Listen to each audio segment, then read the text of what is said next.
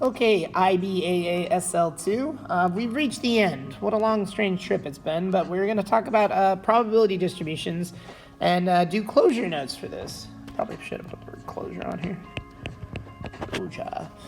All right, the first thing we did in this chapter is we kind of looked at sample spaces again. I realized we did these in the probability unit, but we started with tree diagrams to kind of understand what a probability distribution is.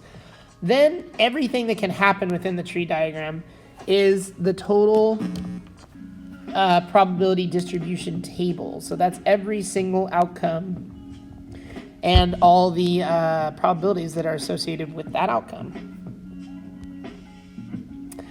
Know how to find an expected value of a probability distribution table. Remember, the expected value is basically just the average or the mean, as if it was like a frequency table.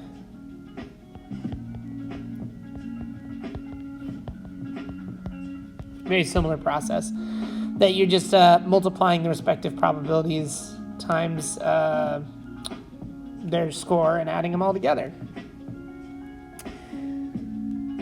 One of the two big topics that we did in this unit was binomial distributions. You should know when something is distributed binomially, because it's like, the probability of a success can happen in so many different ways. It's kind of, think of the marbles in a bag, that like the marble you're looking for can be in so many different positions when you draw them out. That's a binomial distribution. The number of ways that something can happen is the binomial coefficient.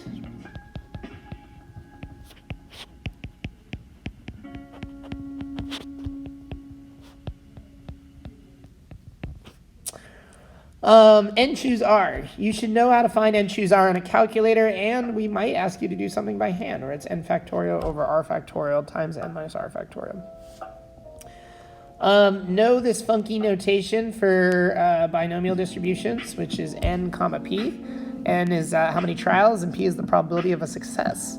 Remember that the probability of a specific amount of successes is this sort of binomial term right here, where it's the binomial coefficient out front times the probability of success to the power of R times 1 minus the probability, like the complement probability to the power of N minus R. To find the expectation or expected value of a binomial distribution, it's really just N times P. Just multiply those two together.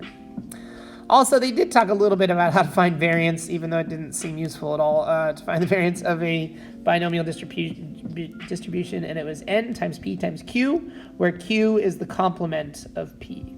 So these are equivalent things there.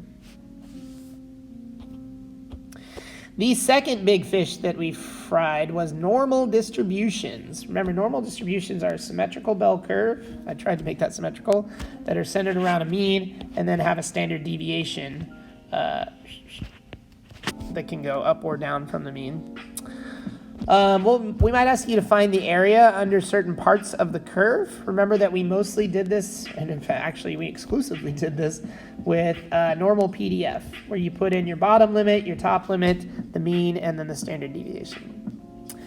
We also talked about how to find z-values, which any z-value is going to be the score, take away the mean, divided by the standard deviation. This basically tells you how many standard deviations away from the mean you are.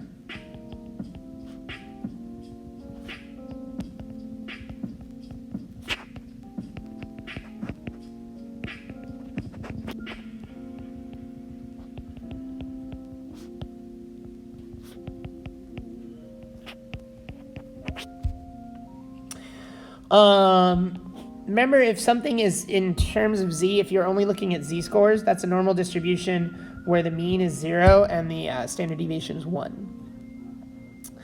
The last thing about normal distributions that we did is given an area or a probability or a percent underneath the curve, where the entire curve is 1 or 100% or a probability of 1, be able to find certain spots, like scores, that give you an area underneath the curve at that score.